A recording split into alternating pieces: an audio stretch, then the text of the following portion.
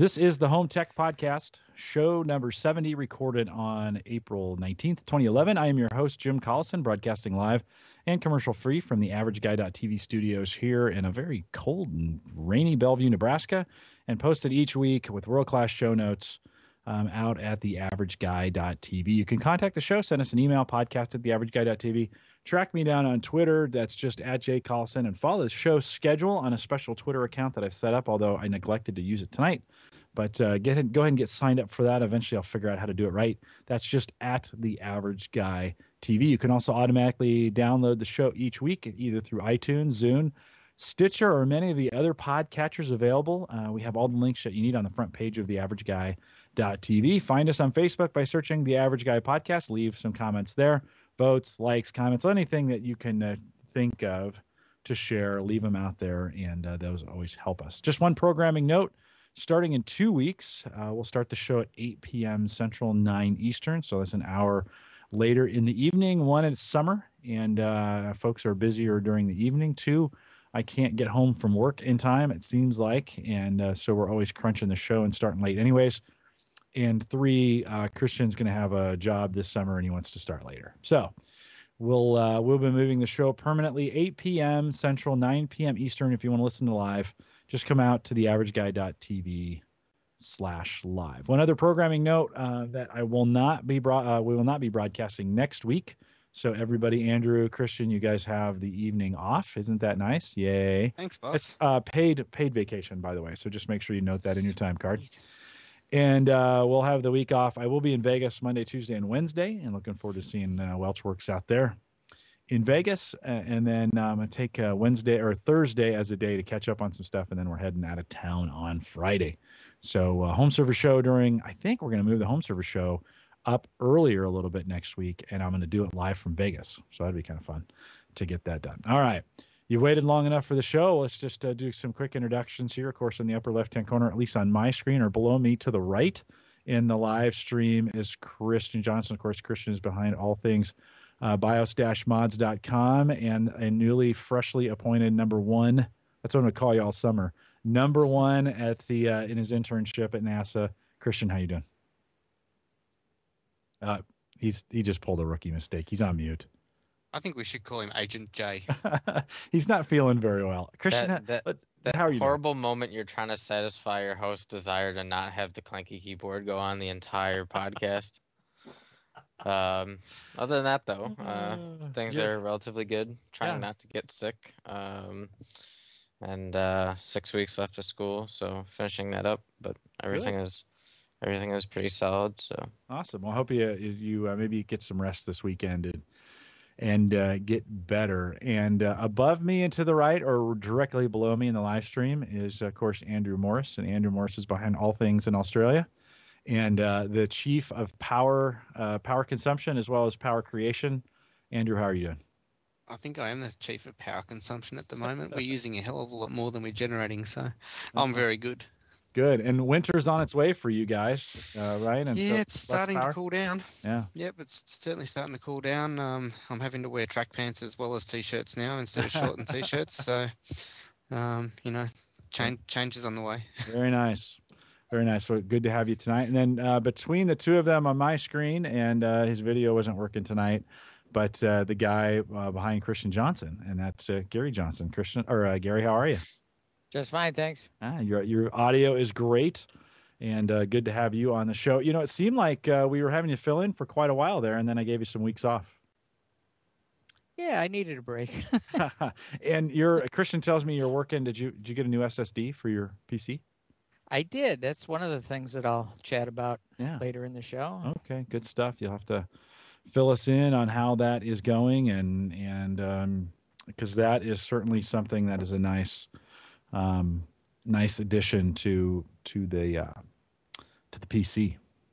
So I was rebooting today. I actually did an interview with a candidate. I've been doing some recruiting for Gallup where I work, and I was doing a interview over Skype of all things, and we are back on Skype tonight, which kind of disappoints me in some way, but we were having so many problems. First, I guess I should say I should apologize for last week's show. I installed a new PC hoping that would fix a lot of things, and for whatever reason, that Fujitsu Primer G S2, which I thought would be just fantastic, cannot handle Google Plus audio and video. I don't know why that struggles so much, but if you go back and listen to show 69, lots of pops and cracks, and it made us all so mad. I didn't even post the video for it, and was barely going to even post the audio. So apologize for that right off the bat, and Andrew, I apologize that you had to listen through the whole thing to do the show notes. That's what we do. But back on Skype, and I was doing some Skype today and had to reboot my computer after the install. And I have a Core i5 laptop at work, and that thing takes a full minute and a half to reboot. It's just horrific. And I've gotten pretty spoiled with the SSD drive. That must be a piece of Dell hardware, right? It is a piece of Dell hardware. Yeah. Think how long it would be if it was another brand. Like HP, maybe. I didn't say that. I didn't say that. It'd be up before you knew it. Yeah. Well, it's I was as I was sitting there rebooting the laptop, I thought, I have gotten so spoiled with the SSD at home. I don't even loathe rebooting anymore. You just kind of go, I'm going to reboot. I'll be back in 15 seconds. And you say restart and bam, it's back. And so very cool. So Gary, looking forward to hearing what you have out there. All right, let's get to some info. Andrew, I'm going to get to you first. It looks like that you may find a deal out there on eBay. Yeah, I know we've spoken in the past about the various phones that we all have a hankering for, and discussed Apple versus Android and the like, and having used an HTC modified version of Android for the last 2 years, I'm sort of leaning towards going pure Google. And out on eBay, they've got the Samsung Galaxy Nexus in one of the group deals, which they've just started doing, which is running out at $430 Australian. And looking at it right now, they've got 9 left. So if you're in the market for a new Samsung Galaxy Nexus, which will work on AT&T or Telstra if you're in Australia, $430 delivered, which is pretty good because it's a $680 phone. Andrew, does AT&T have the same reputation in Australia as they do here in the U.S. from a connectivity standpoint? Well, AT&T aren't a carrier out here, but this phone will work on the same frequency. Oh, I see what you're saying. Okay. Yeah. Okay. So if you're in the US, it's an AT&T phone. If you're in Australia, it's Telstra and every other carrier. I got you. Yeah, I just read online that the Sprint pre-order inventory is already sold out. Really? Yep. For the Galaxy Nexus? Yep. Wow. I think it was supposed to be released today. You guys haven't got that phone out there yet? We've had it since October, November last year. Well, we're the last to get everything when it comes to cell phones. Usually you're the first, though. But it depends on the carrier, because normally what they do here is the carrier that gets the first contract to release the phone has like a 90-day exclusivity. Yep. And then the other carriers get it later. So. Okay. And does and that's when the carriers put their branding and their network locking and all that sort of thing into the operating system, right? Yep. Okay. Yeah, the Sprint website said they're already sold through their allotted pre-order inventory and are advising folks to just pick one up on April 22nd in stores. That's assuming you can find one. Yeah, well, I mean, they're a pretty nice phone. I mean, they're on par with a Samsung Galaxy S2. For the most part, although these are a dual-core 1.2 gig processor, and I think the camera's 5 megapixel as opposed to the 8 that's in the S2. But it's a camera in a phone. Yeah, and the Lumia, of course, the Lumia has made a big splash as well here in the U.S. It'll be interesting to see what kind of numbers that gets. A big splash may be an overstatement, but. Be interesting to see what kind of numbers that, or if Microsoft even releases the numbers, or Nokia releases the numbers on that. I just read earlier that it's a dud. Nobody's really? buying it. Yeah, I read it earlier. It got a ton of traction, though. I would really be surprised if it. Well, I guess it's how you define what dud and nobody's buying it means. But I would be. They've thrown some money at it. They are the sales folks get one of the bigger commissions on the sale of it now in the stores. I've actually seen some advertising in both print and online and on the TV for it. And I really thought it would get a little traction from a Windows Phone perspective. So I would be surprised, Gary. I don't know what a dud means. I know I'm not trying to pick on you, but on that. But it'd be interesting to see how well it does do with some final numbers. Yeah, maybe some quarterly numbers. Yeah, like I say, and then there's some talk that. The Lumia has been mixed, and there's talk of Nokia going under. So that might really cause a problem. Yeah, I just pulled up the article.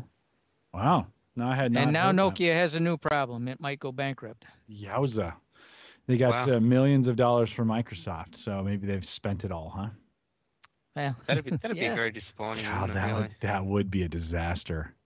Holy cow. If that was the truth, that would be a disaster. Well, okay. They're really pedaling fast, but they're trying to catch the competition. And the problem I see is that they're trying to gear up to present Windows 8 as a cross-platform operating system that'll integrate the server, the desktop, the tablet, and the phone with a common interface. And it just goes back to the pre-release criticism of Windows 8. It doesn't look well done yet. Now, hopefully the final version is going to be much smoother, but right now, the pre-release version doesn't look very encouraging. So it's like, well, I see this tile thing on this phone for a Windows 7 phone, and I'm waiting for the release of Windows 8. So, yeah, that's a lot of things to try and evaluate in order to make a reasonably smart purchase. Right. I think people just walk into the store and they get directed towards the iPhone, or they pick up an Android phone. Those continue to still have a record number of purchases and activations, and it's game over. And I'll be honest, I don't with my Android phone. I've sung the praises of that Galaxy 2. It is really just a solid phone that never gives me any trouble, and that I kind of how you used to geek over phones and it was about features and stuff. I just use my phone now. I mean, I use it. I don't even think about it anymore. And that's important. Yeah. Go ahead. I've got an Evo 3D and I'm ready. I'm just waiting for. I'm hoping that either it's going to be the Samsung Galaxy 3 or it's going to be a Samsung Galaxy Galaxy Note. But I've got a friend of mine, friend I mentioned to you down in Texas, that he's got an S2 and he just absolutely loves it. Yeah. Like I said, I've said this before. It's the first phone I don't really want to, upgrade at this point. I mean, it works so well. It's hard to give up something that works once you get something that just does it all right. So. Yeah, it actually makes some phone calls and does that part well. And I've got everything set to do what I want it to do. So I love the phone. Yeah, and the phone call bit's important. But it's the way you interact with everyone else using the device as well. It's important to me too. So I mean, I use my phone as a social media aggregator as well as a phone, and I use it to have my calendar synced out of my corporate Outlook and whatnot.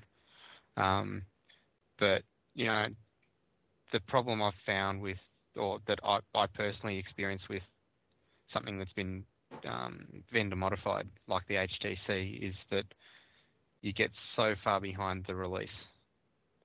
So, the phone I'm on, they got to Android 2.2 and they're not going to go past it.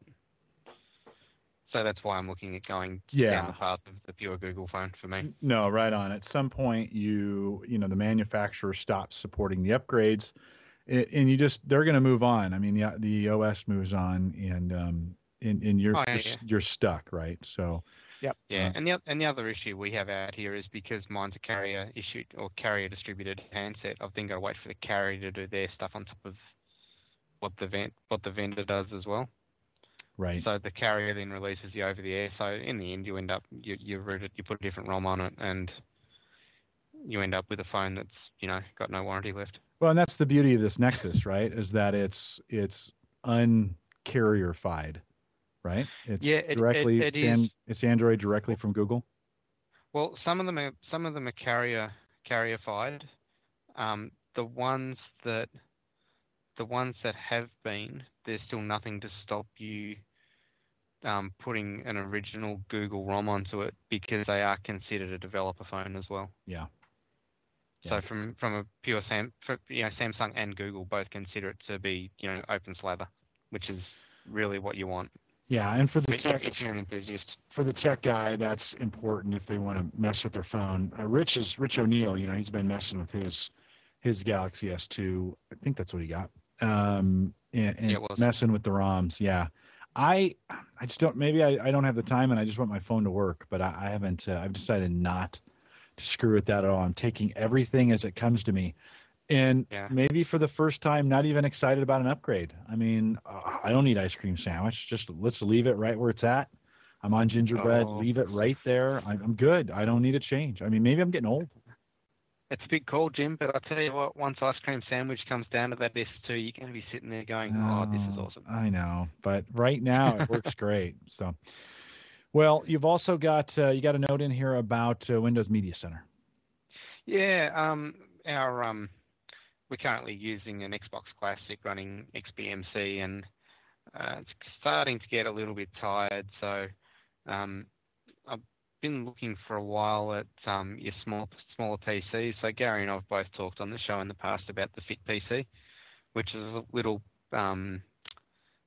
small form factor about the size of a pack of cigarettes for the smokers amongst us. And these are a little bit. The one I've found is the Zotac Nano Plus, which is a little bit bigger than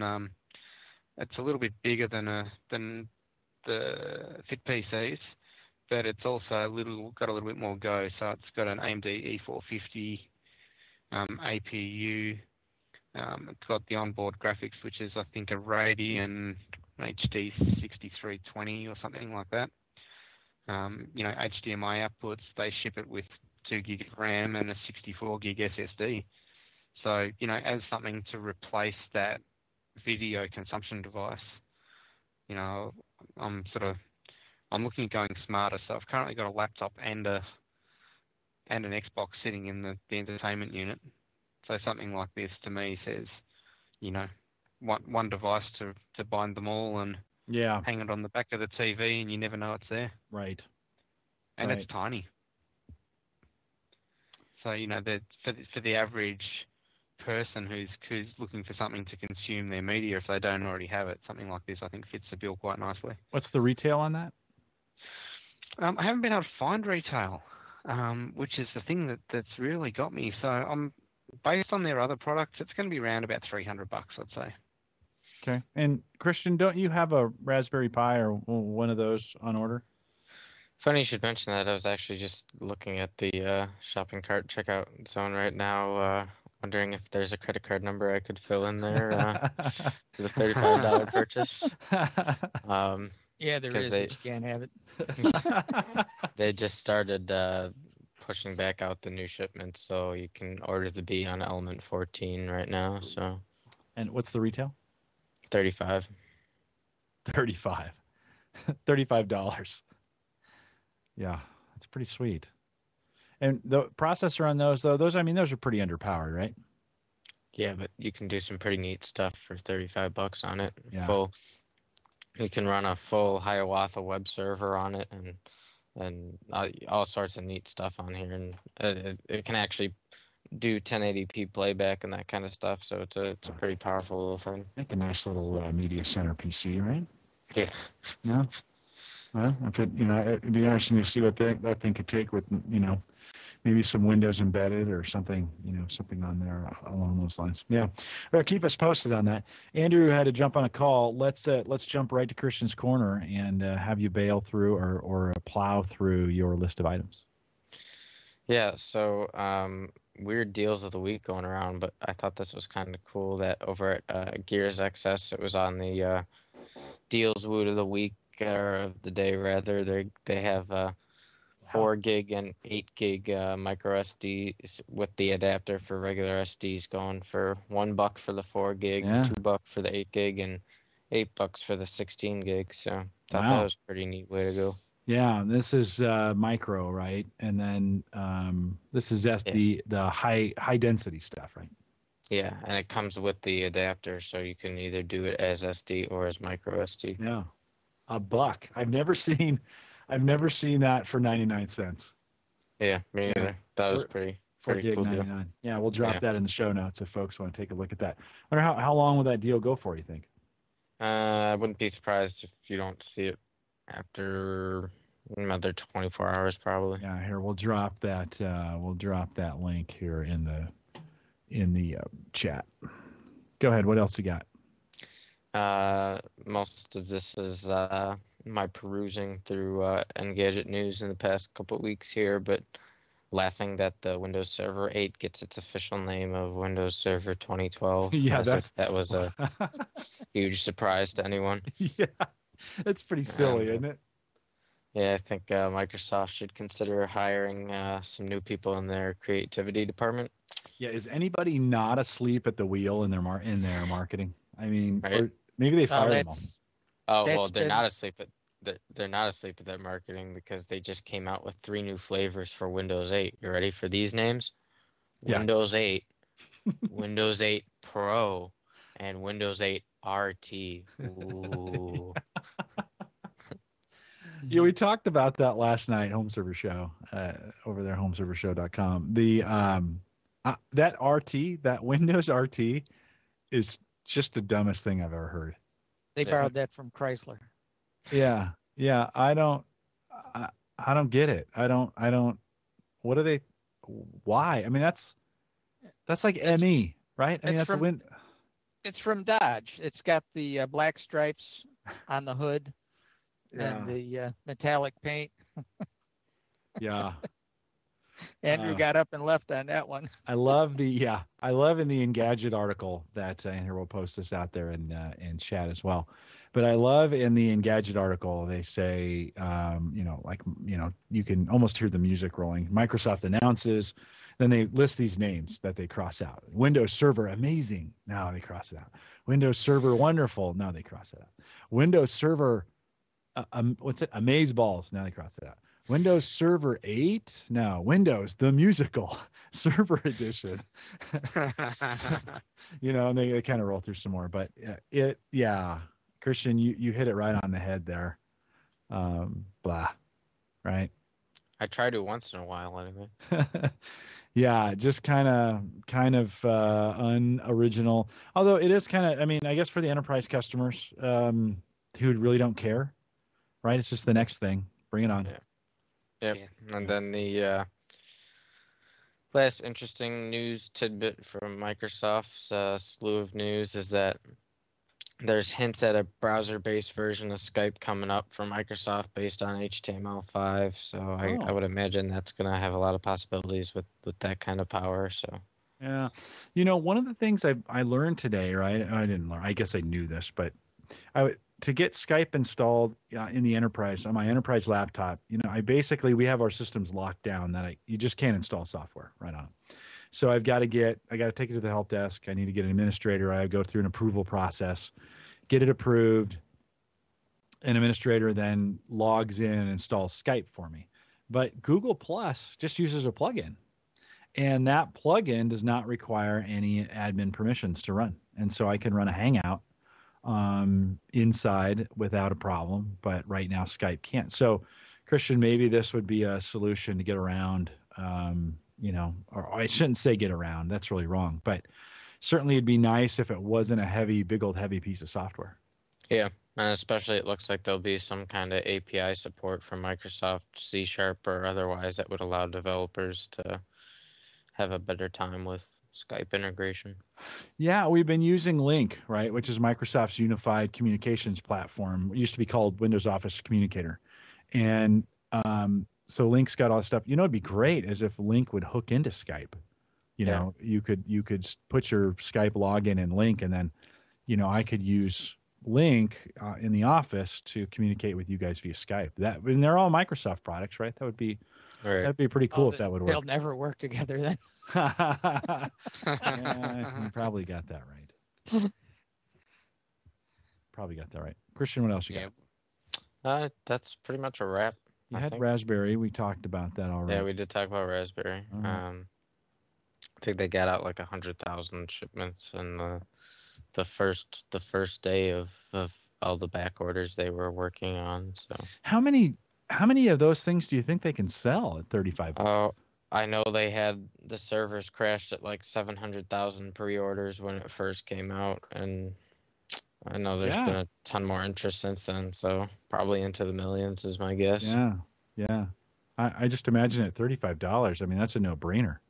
Yeah. Is that U.S. only, or are those global? No, those are U.S., U.K., a couple other places. I think it's mostly U.S. and U.K. right now, though. Our friends in Australia, maybe? Possibly. Yeah. I think down here, the shipping price works out to about $40. From what I've seen so far, there are some distributors that are already having it available for pre-order. They're still saying 21 pounds, so whatever that works out to, which I think is about $40 at the moment. Yeah. That's still. Oh yeah. Come on, that's still a great deal. Oh, it's a phenomenal price for a fairly powerful piece of hardware. And what makes this? Why can they do this so cheap? Why aren't they charging $70 for?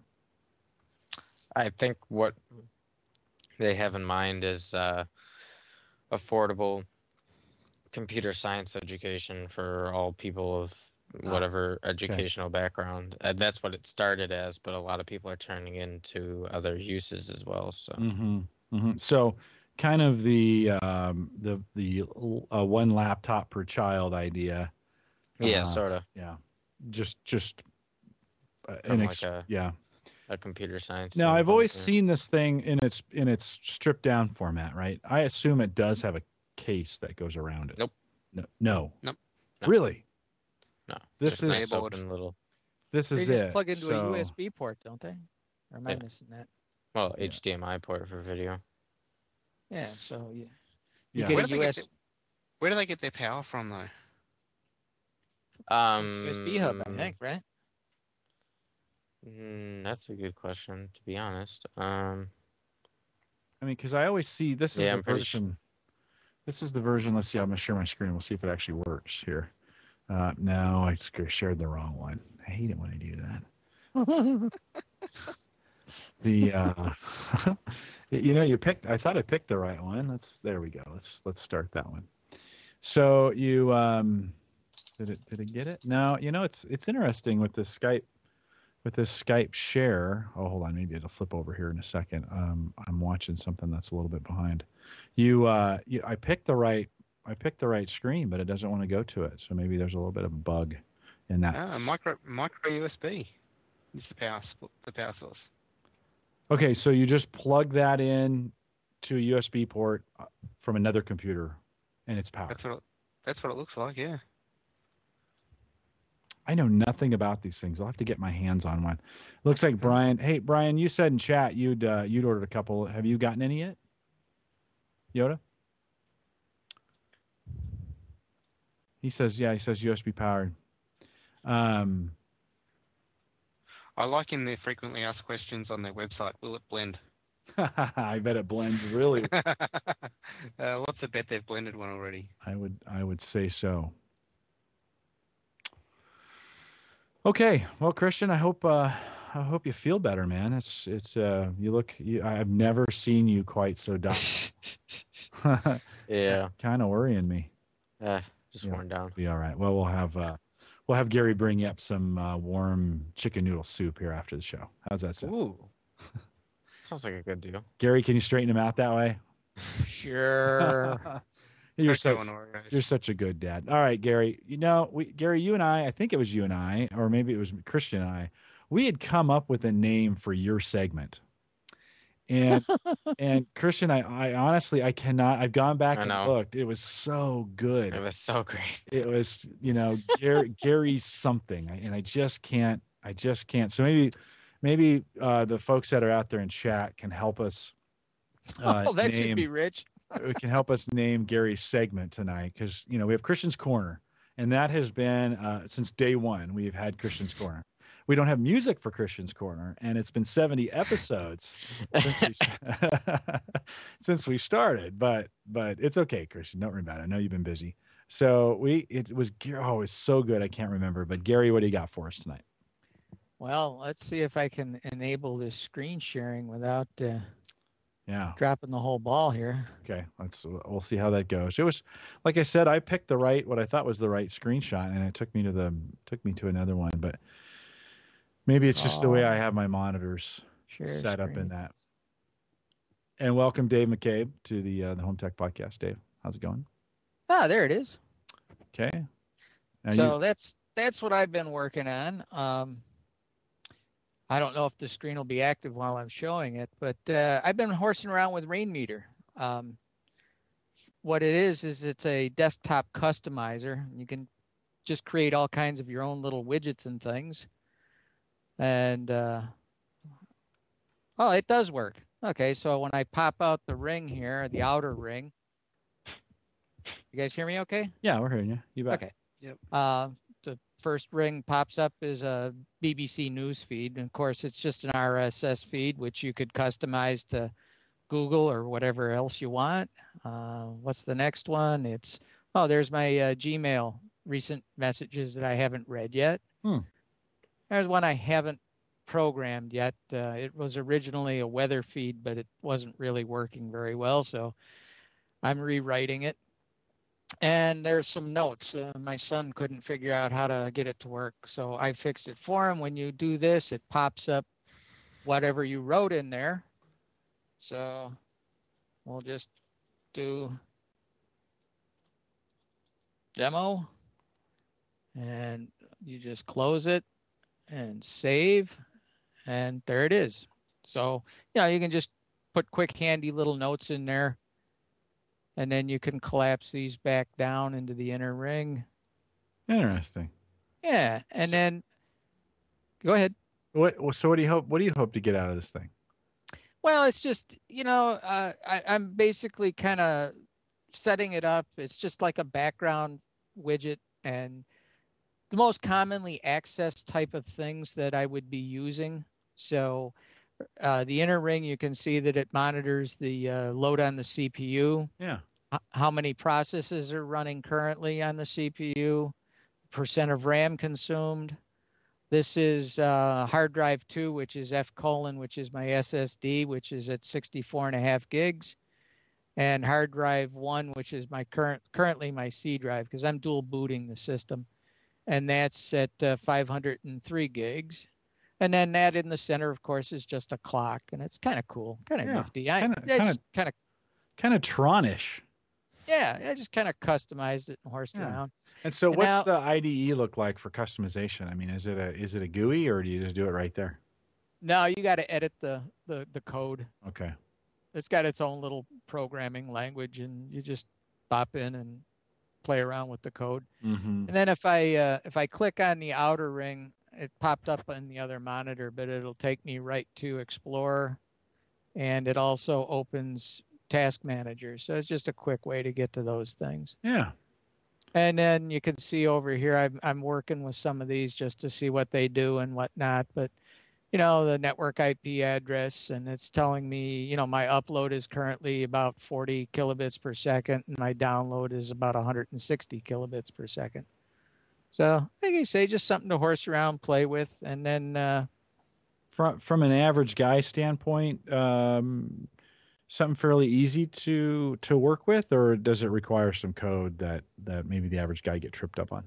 Well, it's not that difficult. There's some themes out there that you can download that are already ready to go. So basically that's what I did, is I loaded other people's work, and then I just started horsing around customizing it to what I was interested in. So Oh, very cool. So let's see if I can. And does that take over your desktop as the theme then?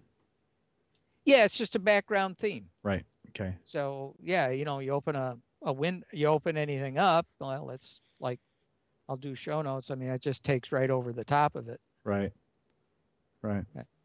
So, I can show you guys what my Rainmeter here is looking like. Yeah. Yeah. Wait a minute. I'm going to show the rest of mine. Fine. Christian did. Oh wow. Okay, so there you can see along the bottom. I stole that from Christian, and here's all the weather forecast information lower right, the drive meters, CPU, RAM, and then this is an iTunes type setup. So once I figure out how to close that, I'll let Christian show you his. So. Let's see, while you're figuring out, I was going to ask a question. Shoot. I was going to see what would happen. Christian, go ahead and see if you go to share screen. Yeah, it's blanked out right now. Oh, okay. So it won't automatically go out and do that. So Mike, that's because I know in Google Plus, if I'm sharing the screen and then you share it, it'll automatically kick my screen off. So maybe Stop there's sharing screen. There you go. You're set. All right, Christian, pop yours up there. All right. Oh, it's still blanked out. Why? I have not seen any. I don't know. I have not seen any suggestions for Gary's segment name. I don't know what's going on there. I don't know how to get sharing back on. It's blanked out. Yeah, that's okay. Gary's goof ups. That's okay. Yeah, well, there we go. There's one. No, Gary, what else you got? Yeah. So then the other thing I was talking about earlier is Windows Media Center. All of a sudden is just giving me a nightmare with live streaming of television on the Silicon Dust unit, the HD Home Run Prime. I don't know what's going on, but only my computer, only when I boot off this hard drive, not my SSD. If I boot up on the SSD, which is a clean install, everything works fine. But on this boot up on the original hard drive, after exactly 20 minutes, the sound starts to break up and crack up, and then it freezes. And every other unit that I attach to the unit works. So it's got to be something in my system. I've swapped out audio drivers, reinstalled the network hard driver, everything I can think of. I got no idea what's causing that, but just another one of those little frustrating things that drive you crazy. Tell me the symptoms again.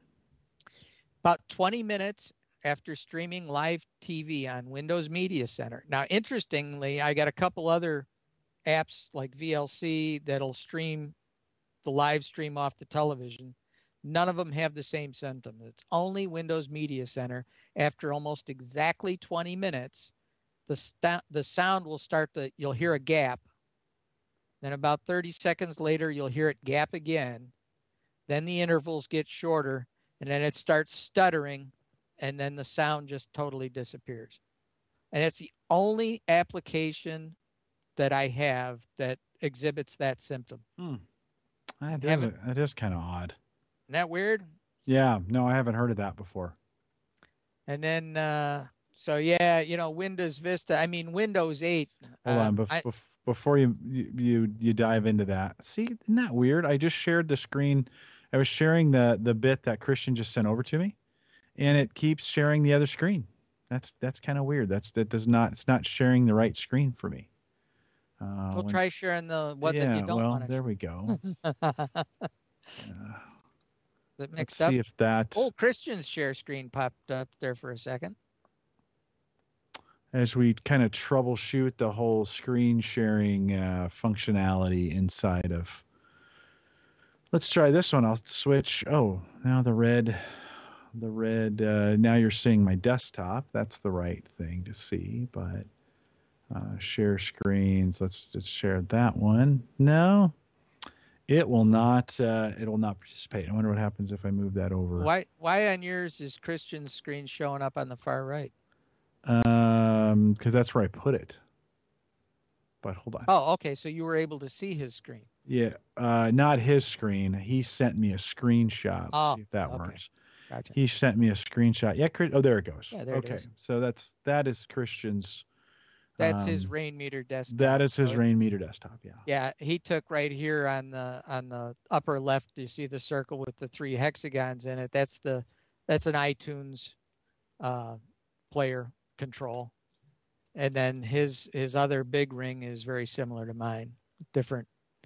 Again, just gives you a quick view of functionality of what's going on the PC. Right.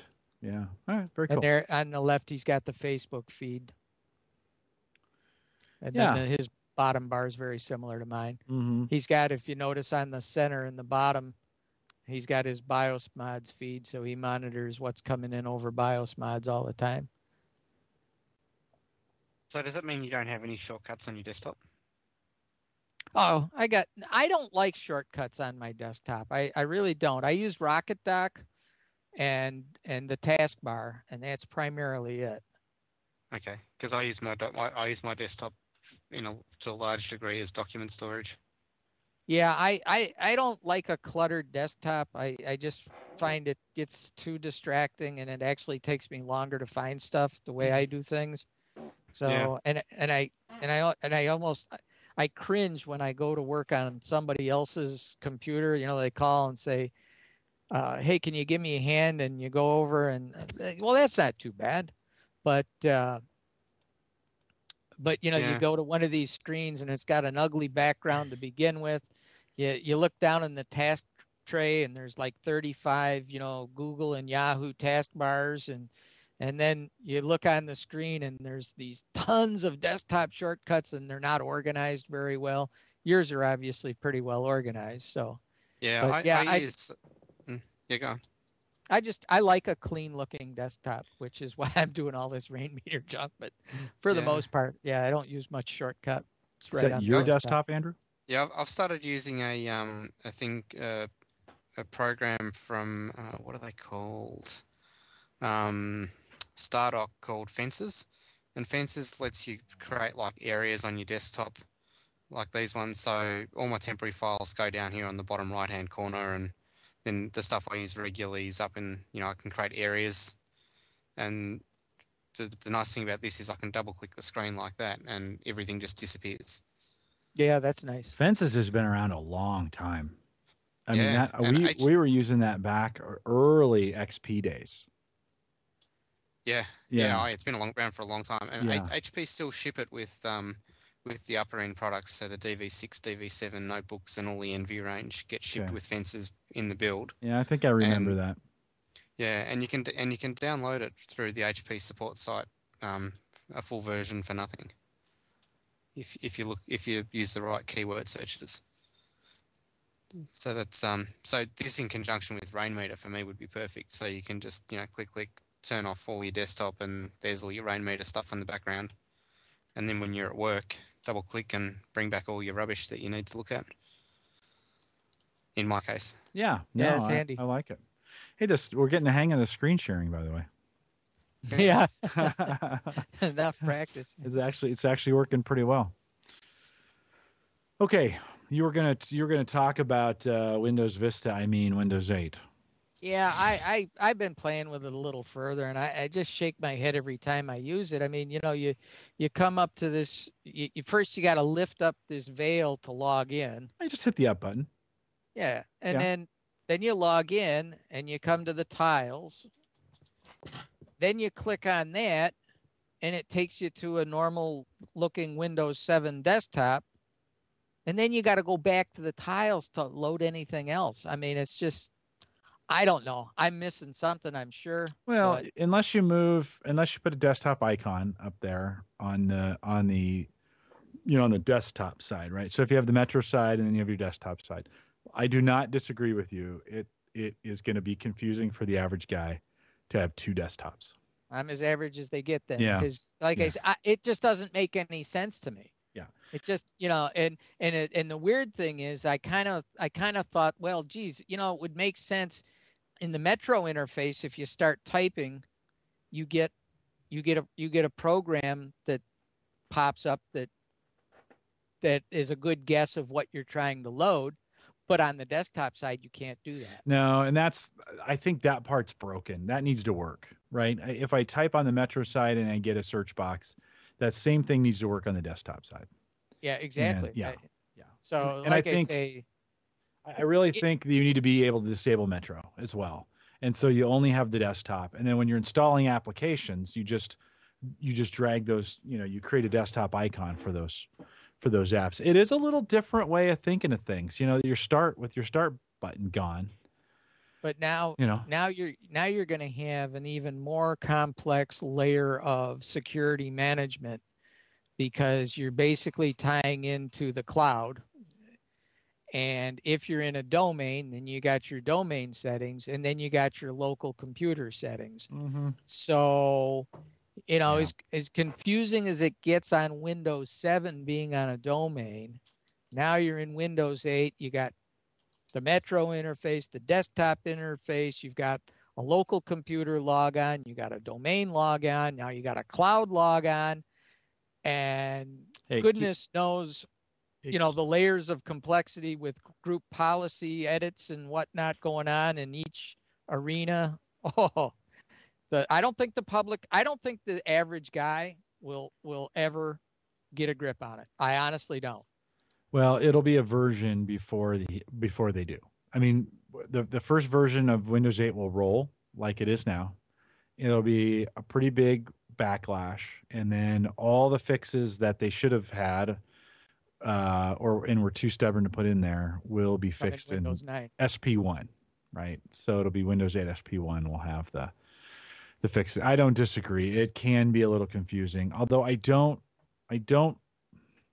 find it as confusing as most people do for whatever reason. I've been using it.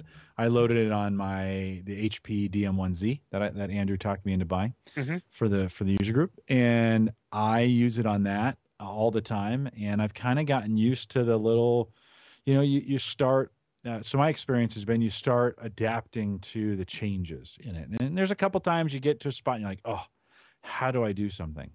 But I'll be honest, a couple times I've wanted to fold that keyboard back and turn that thing into a tablet and go with the thumbs, and I am ready to use Windows 8 on a tablet. I mean, I think that experience can be very, very good using the Metro UI for it. That's an idea. I've got my Asus tablet. Maybe I'll try it on there. Yeah, I think it makes a world of difference in there, and I like the layout that they've put in there. I think that's going to be a really good UI for folks who don't want to go an Android tablet or want to go with an iPad. I guess the thing that I'll be interested to see if I put it on a tablet is, how do you get back to Metro? Oh, it's easy. You just take your thumbs all the way down to the left-hand corner, and the little screen pops back gotcha. up, goes right back. Yeah. This is where the game changes, where it's bad on a laptop and good in a tablet. Think about where you place your hands on a tablet, right? They're on the right and the left. Well, the charms are on, and we should have Lux on to talk about this, because I think he gets it because he's got a Windows phone. But the charms are on your right thumb, and all the current applications you have are on your left thumb. You go all the way down to get the desktop back or the Metro UI back, and you go all the way down to bring the charms back up. I think you do that about 3 times, and all of a sudden you go, "Oh man, this is easy." Well, it's going to be interesting, because there was a report on the news today that Microsoft stock was up on higher than expected Windows 7 sales. So everybody's stocking up for the winter, right? Well, the thing is that it's not a product that people are waiting for.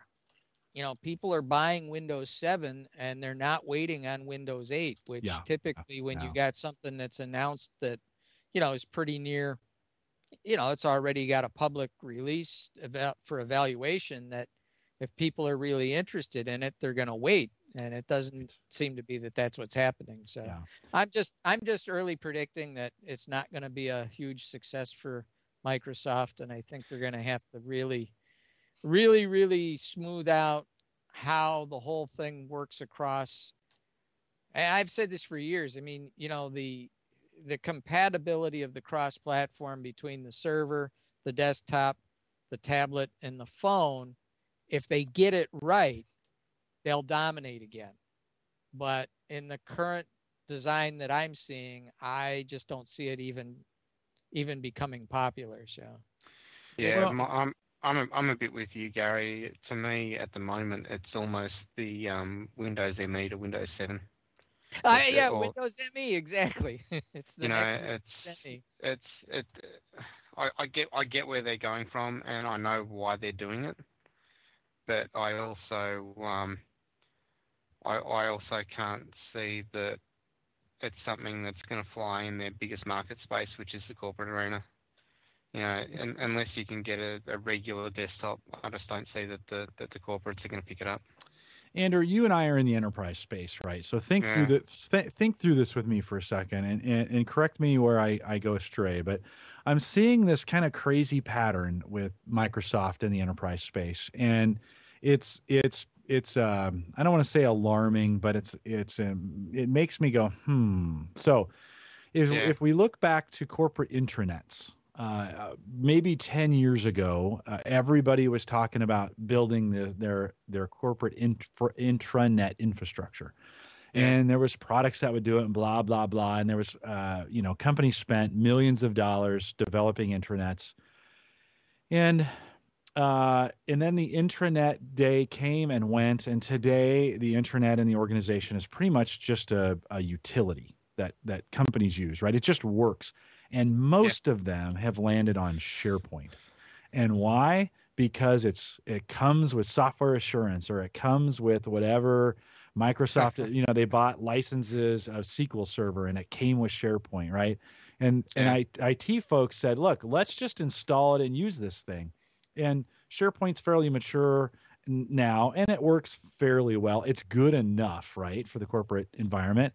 And so with very little fanfare, I would say that most corporate intranets now are SharePoint based, quietly, without a lot of bells and whistles. That has happened. We are starting to deploy, or we are deploying Link, right, which is their unified communication services inside yeah, our organization. And oh, by the way, it works really well. I mean, it's amazing how good this Link is. Now, you have to be married to the Microsoft ecosystem for it to work. And if you run, Linux boxes for your desktop, your host, right, it needs a Windows client for the phones to work. But that being said, works really, really well. Well, was there a big, fantastic launch for it? Was there this huge demand for it? Nope. And guess what's going to happen? I think it's going to roll out quietly in the enterprise. And before we mm, know it, everybody's using Link. Why? Because it comes as a part of your bundle with the $1 million you pay Microsoft every year, right? And IT guys go to it because it fits in their infrastructure. It works with Active Directory. It works with Exchange and yeah, exactly, right. It's already a major part integrated into the ecosystem. Okay, here comes Windows 8, right? yep, And here comes Windows 8 on tablets that I think not this year and probably not next, but yeah, maybe like 2015, 2016, something along those lines. I think the advent of the embedded or the tablet device in corporations will start to leak its way in. And I don't think you're ever going to see Windows 8, the RT version, be a consumer success in the sense that, it's going to sell like the iPad did. But I bet it's going to be just a part of the infrastructure that lives behind the enterprise. And I mean, could you not see a day when it's just there? You know? I think there'll come a day when it's there. I don't know if the day will come when that it's there without the traditional start menu. I get that everything's moving. I know what you mean. Everything's moving Well, out to SharePoint. It's moving to the intranet. But I tend to think that we're always going to have the fat clients. We're always going to have Outlook. We're always going to have Excel and everything else. And then the mind shift in the corporate space, I think, is a lot harder to push to get people to go from what they know into a tablet-based interface or the tiles as we're seeing them now in Windows 8.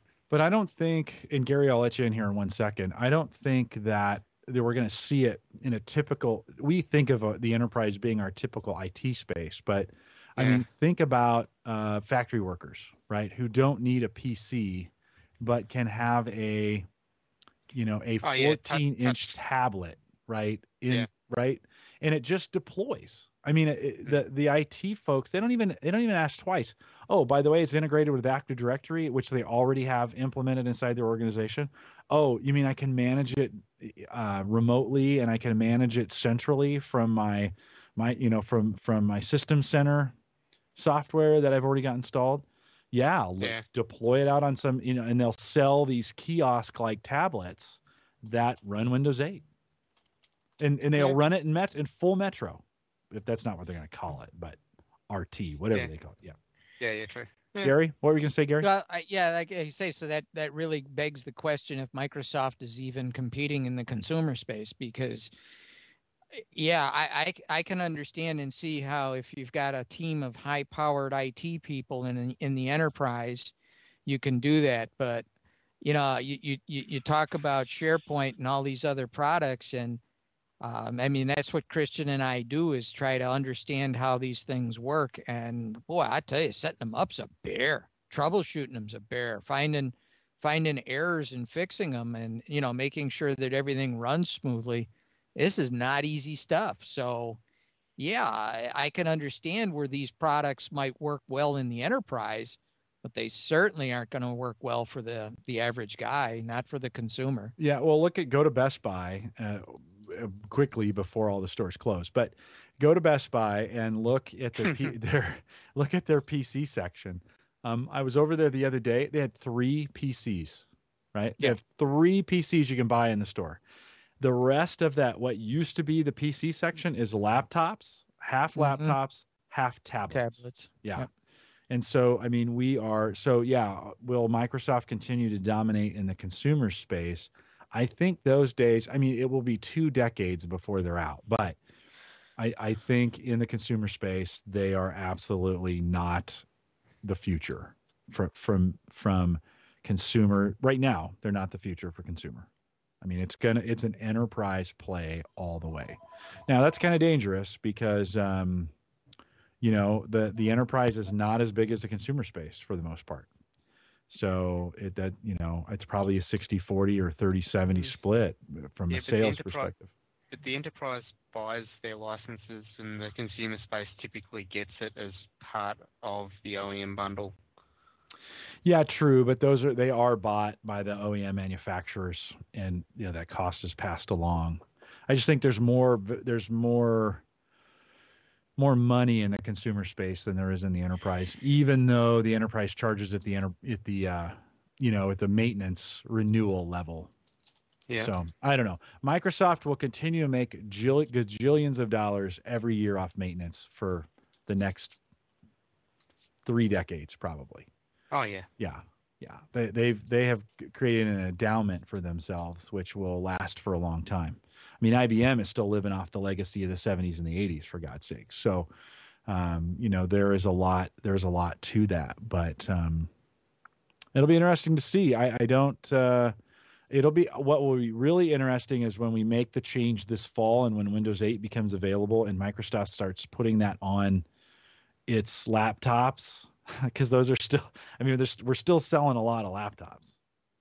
And how will that go over? And will that drive more people to iPads than ever before? Well, that'll be interesting to see whether or not the laptop makers move to Windows 8 and how quickly, or whether they. Or does it also mean the technology in a laptop's going to change, and we're all going to get capacitive or resistive touchscreens into a laptop as well? Yeah. No, that might happen as well. You would have thought it would have happened by now, but I don't know. Maybe with Windows going both. I wouldn't mind a machine that I could make a tablet and then flip it around with a keyboard and be able to type on it, and in a Windows-like environment. I'd go for something like that. I mean, like I said, I always want to, with Windows 8 on this little HP DM1Z, I always want to, there's a couple times I've wanted to grab the screen, or I've touched the screen. Like, no, wait a minute, this doesn't work. I think Lenovo's got one on the board. Well, they're like ultra portable PCs, right? Microsoft has tried on those things for years and they never took off. Will one of those take off? I don't know. The tablet certainly seems they to be had one that unlike a single hinge tablet that you flip this, you twist the screen and then lay it down with the back of the screen on top of the keyboard. This one, you just keep opening it and wrap it around, and then when you do that, it disables the keyboard. And it's, I think, supposed to be much thinner than a typical tablet. Yeah. Well, it'll be interesting. Tim Black in chat just said that in his enterprise they have a bean counter that wants to. Maybe he's trying to rip on Mike Howard. I think he is, maybe. But that is true. And I know I've talked to Mike before about his enterprise, and they don't adhere to the annual licensing software assurance model that Microsoft deploys, and so they upgrade. They individually upgrade their divisions as they go. I don't exactly know how they do it, but so that's maybe different than I was talking before about corporations all being on software assurance and having access and paying an annual amount to Microsoft for their licenses. Okay, let's move on. Galaxy Note. Yeah, there's been some rumblings on the internet that there's an ad on the Sprint website that appears to be they're advertising something totally different, but the screenshot is a Galaxy Note. So the rumors have been for the last week now that the Galaxy Note will probably be coming to Sprint, as that's something that they've seen happen before, where you'll see a phone in a promo screenshot, but there's no release date released on it or not. So it looks like the Galaxy Note might be coming to Sprint. So that's what I'm waiting for. That'll be good. Mike Howard has one of those that he's been evaluating, and you can catch him over at JPEG to RAW. But he's been evaluating one of those that one of his vendors let him use at work. And Mike, pretty nice from what he says. And I don't know, Mike, are you ready to give that thing back? Yeah, he says he loves it. So Gary, I don't.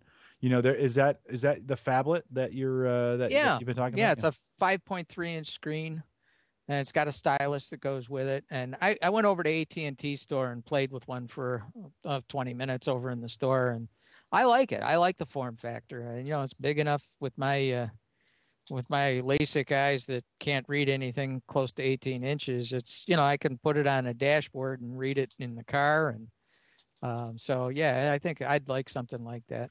Now let me ask Sarah this. She's out listening to the show tonight in chat. Sarah, we moved her to an iPhone mostly because it was it's what she liked and it was the right size and form factor at the time.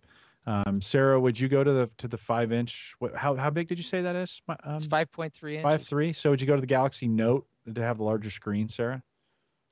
I wonder if she'd change her mind when now seeing a larger screen. I did not talk you into the iPhone.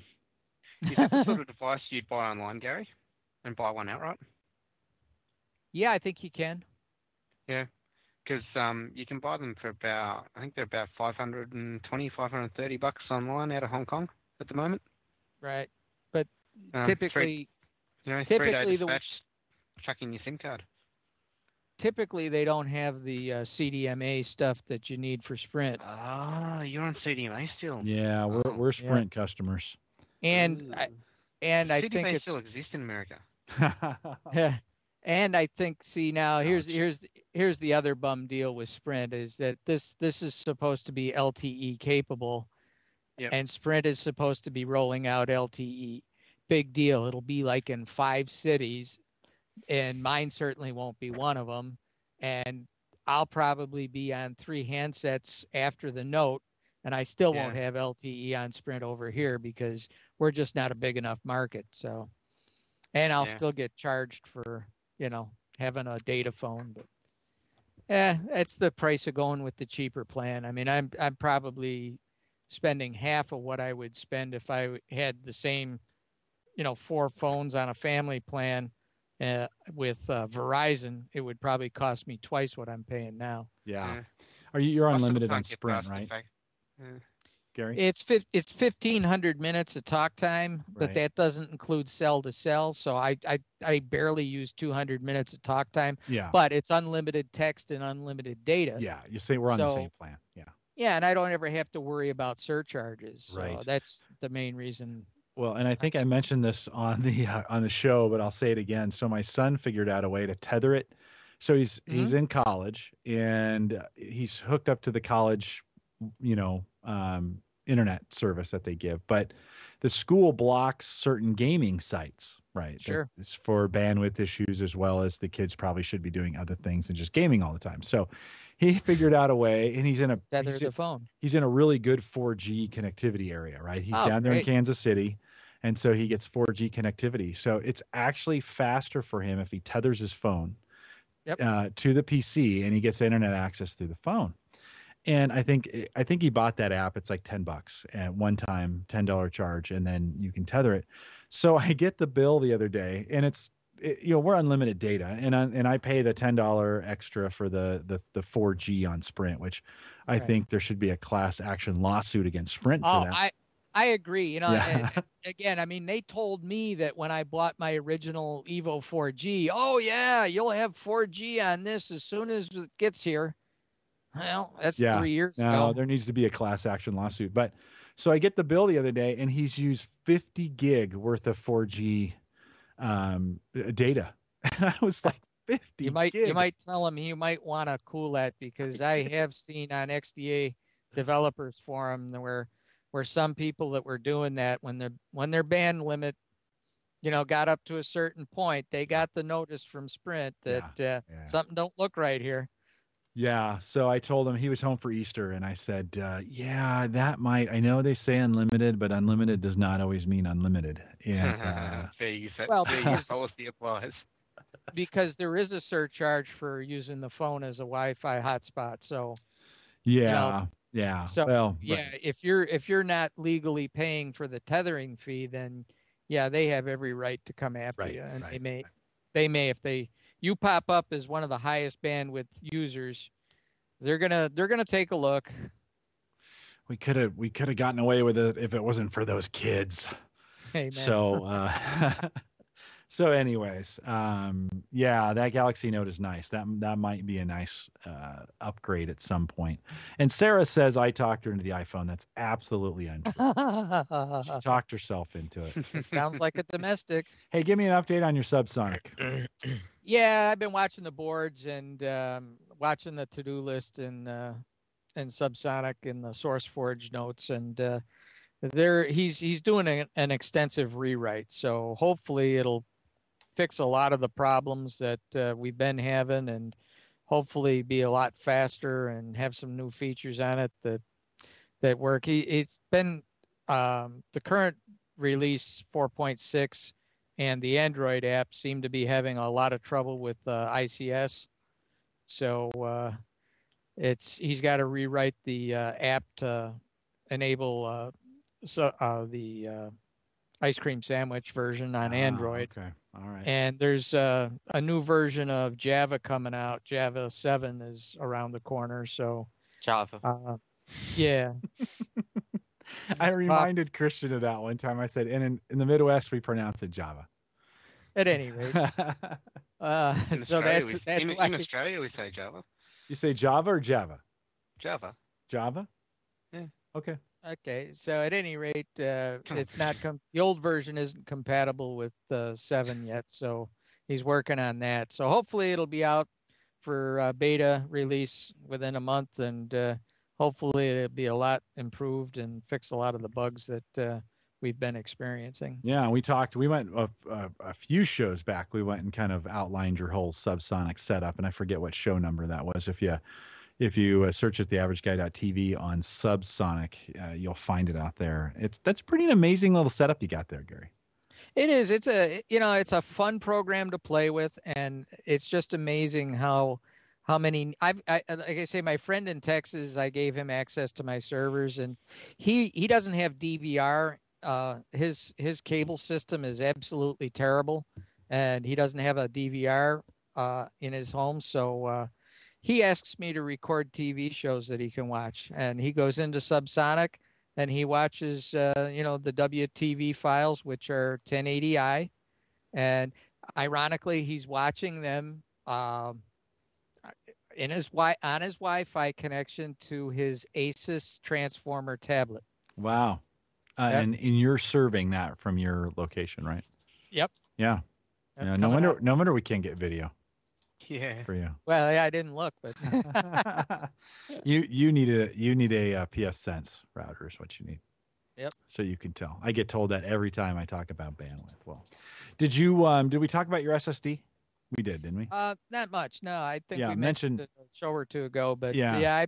I've been working on it. It is fast. I mean, it took me a while to get the right settings in the setup and the ACHI and the BIOS and getting the right Intel driver on there and so on. But yeah, it's up. I measured it. It's like it's about 450 megabytes per second. Oh wow. Yeah, it's quick. Yeah, it is fast. Right now, I don't have anything on there, so to speak. It's just the operating system, pretty much, and it loads in about 20 seconds on a boot up. It just pops up. In fact, it is so nice, isn't it?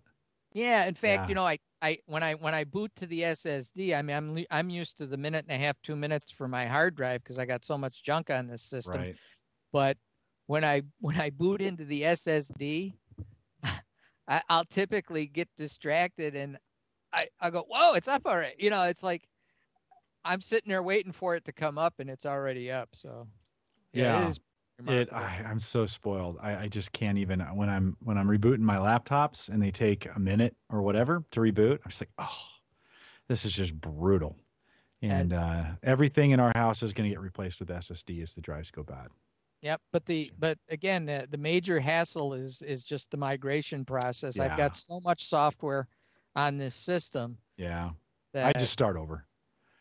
I know, but I gotta No, I track know. all the license keys, Yeah, I know. all my password stuff. I Right, mean, right. just No, to I know. get setback shortcuts. I mean, just to get everything back to where this desktop is gonna probably take me a week. Yeah.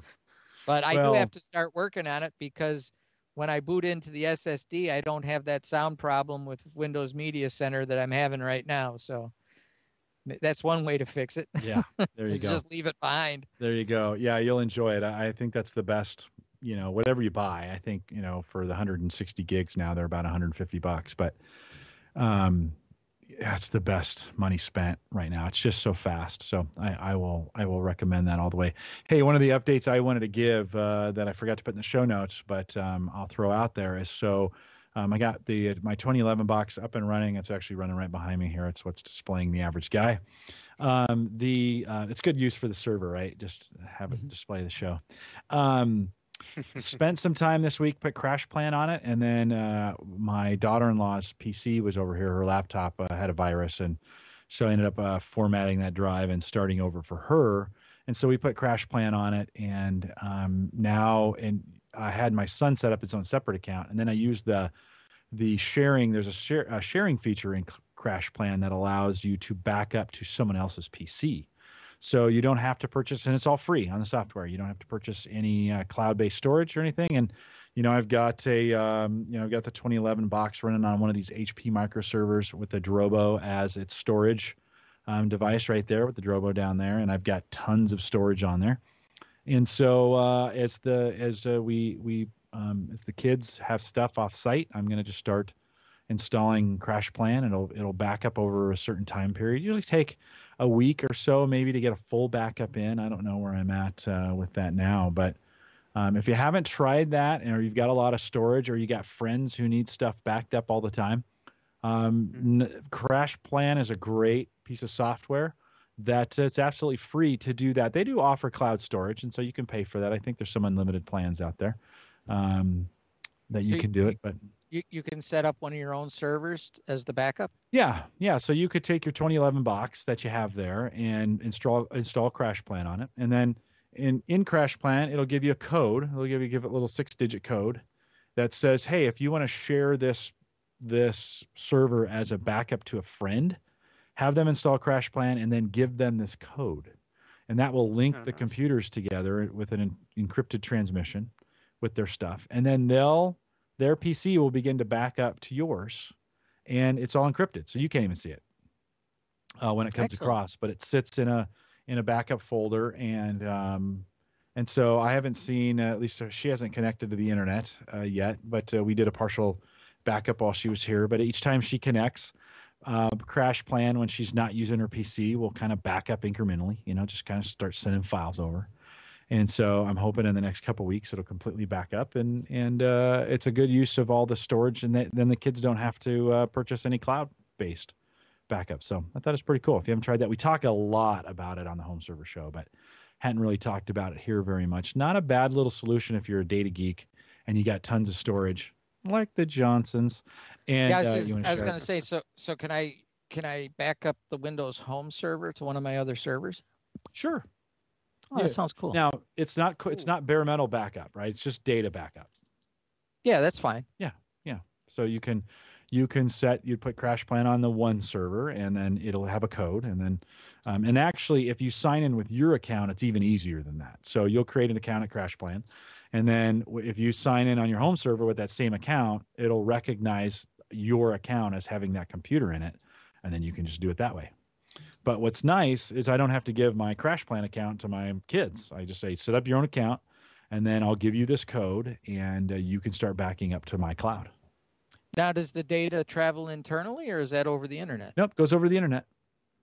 Okay. Yep. So they don't even have to be, they can be anywhere in the world, and anytime they're not active on their computer and the computer's on, it will back up. Even if they're logged out, it'll start backing up. And it's got some bandwidth meters in there, so you can set how much it backs up, and when they're using it, how much CPU can you use, and it's got a whole bunch of measurements and metrics that you can set to it to make it work. But it's pretty cool. If you haven't checked it out, they're in version 3, and it's a free download, as well as that usage is free. And then they got some plans if you don't have a cloud based backup plan, and you want to move some of your more important files to the cloud. They're pretty reasonable. And I think they'd run a half price sale over World Backup Day. I think that was them, although that could have been one of the other ones. But watch for their coupon codes from time to time, and you can get cloud storage pretty cheap. So it's CrashPlan. All right, gents, we've run way over on time. I want to thank you guys for coming out tonight. Andrew, I hope things go well for you today and your tests of sorts, and everything's good for you. We didn't keep you too late, did we? No, it's cool. Just got a meeting. I've got breathing down, about to start breathing down my neck, so timing is excellent. Excellent. All right. Well, glad to have you and good to see you. Christian, hope you feel better as the weekend progresses. Get some rest, get some chicken noodle soup that your dad's going to bring to you here in a few minutes, and get a little rest. Always great to have you on the show. Thanks for coming out. Not a problem. And Gary, it's always good to have you. You're a well of information for us, and so thanks for your spot in the rotation and for coming out tonight. Yeah, pleasure to be here. I will remind folks, next week, no show. I'm taking the week off. I know I'm not supposed to do that, but I can, and so I'm going to spend some time out in Vegas, and we'll get some things, have a good time out there. But no show next week. Take the week off. Go outside, mow the lawn, do something nice. Take your wife out or your husband, and go do something fun. I will remind folks, though, that if they want to send us an email, they got questions or stuff we'd like to cover on the show, send us an email, podcast@theaverageguy.tv, and we often do cover those on the show. You can send me a note on Twitter. It's just a J Collison. We'll be back 2 weeks from tonight. We'll start at a new time. That will be 8 p.m. Central, 9 p.m. Eastern. Move it back an hour so that I can get here actually on time and we don't run late. And that'll give Andrew a little extra time at lunch to get his lunch eaten before he jumps in on the show. And we'll do it all again here in that's a good smile, Andrew. We'll do it all again 2 weeks here on Home Tech Podcast. Everybody have a great night. Good night. Hey, Jim. That was good, Andrew. My dad would say that's a shit-eating grin. That's it. Speaking of shit eaters, I got to go deal with a project manager. Yeah. Oh, when's you're having is that today? Going out for the medical? Yeah, I got a Doppler ultrasound in 45 minutes. All right. Well, I'll keep let me you know how it posted, man. goes. Keep me posted. Will you Yeah. get results on that today? I hope so. Okay. I hope I should get the results while I'm there. Yeah, I don't know how that stuff works. So. No, me neither. All right, guys, I'm out. All right, Christian, get some Cool. rest. Good night. All right, Me too. later. Hi, Bert. All So yeah, right, talk, Andrew. I'll get onto the notes when they appear, Yeah, Jim. yeah. I'll kick things out there tonight and give you the raw copy, and we'll go from there. So I think Cool. the audio is No worries. better. So night, Andrew. Yeah, I think so. Have a good one. See ya. We'll see you. See you, Gary. Night. Oh, he had the group. You still there, Gary? Yeah. Okay. He had the group sharing feature. So although it's just the two of us, your video. Try your video again. It's my camera. Oh. I got a. Don't ask me why. Okay. Like I say, this type of thing has been driving me crazy. I don't know what. I think the drivers are somehow screwed up in here, and I can't fix them. I deleted them all, and just had Windows reinstall them automatically on a boot up, and I'm still getting weird problems. So I'm not quite sure what's going on. Interesting. Because everything was working fine. I had it all tested, and now when I opened while we were chatting, I went to the Microsoft LifeCam application, and it says there's no camera connected to this computer. That's like, well, okay, well, you were working fine an hour ago. Why aren't you here now? So just have to figure it out. Yeah. What's your camera? What do you have? Microsoft LifeCam Oh, yeah. 720p. That's what I'm coming at it too. Yeah, it's been a great cam. I haven't had any trouble. And like I say, before I went on Google, I Skyped Christian I did a video call with Christian to make sure everything was working. And then she quit. Yeah, well, on Google you were fine, but you don't have an extension on a USB extension on that On the camera? Camera, do you? You know, I'm not sure if I'm in a hub or I'm in right into the back of the computer with it. Yeah, you might want to check that because that can make a difference. So it's the first time it's happened. Yeah. Oh, okay. Yeah, maybe not. So who knows? Whenever you're trying to do this kind of stuff, it seems like you got everything tested and then blah. So I know it's really frustrating, Yeah. and that's that's the other thing. I mean, I keep saying this. I mean, at this stage, I mean, I've been using a computer for 30 years, and they don't get any easier to use. I know. That's the sad part. I mean, yeah, they're more complex. They can do more things, but I mean, the failure rate on what you're doing is just phenomenal, and you wouldn't tolerate it in a car. No, you wouldn't. You wouldn't Yeah. Yeah, you wouldn't tolerate it on your television, but we'll sit at a computer and it just goes nutsy, and you sit here and go, I wonder what I'm doing wrong. Right. I mean, that's crazy. Right. It's really crazy. Yeah. Yeah. Oh, So, Paul Brennan yeah, put hopefully a I note can out. Oh, go ahead. I can migrate to the SSD and eliminate a lot of these problems, but I'm seriously, I'm not sure that I can migrate everything I've got on here. That's a 256 gig SSD, but I don't think I got room for everything. That's my dilemma, because if I switch to that for boot up, but I can't get all my applications on there, then I'm going to have to reinstall them on the D drive over what's already there, I guess. Yeah, maybe so. I'm getting some notes here. Oh, I've got a guest here. I guess speaking of home tech, I've got a neighbor here with a broken laptop. So it's time to go do the neighborly thing and give it a shot. Right? This is what we all do, right? This is why we do what we do. So good timing. So Gary, great having a show. Live streamers, thanks for hanging with us tonight. And remember, take next Thursday off and go do something fun. So Gary, have a great night. Have a good week. Yeah, you too. Bye. Bye.